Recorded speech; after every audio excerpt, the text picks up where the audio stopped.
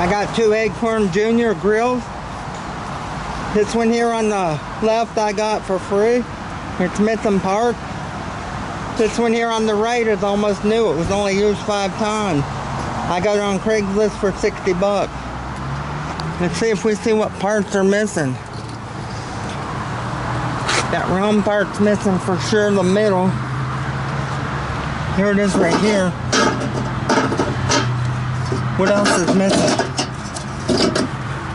That little round thing. No, it's there. So maybe all it's missing is the middle grill. That middle grill piece and the tool that you move it around with. I like this grill. They work really good. They're $159 new on Walmart.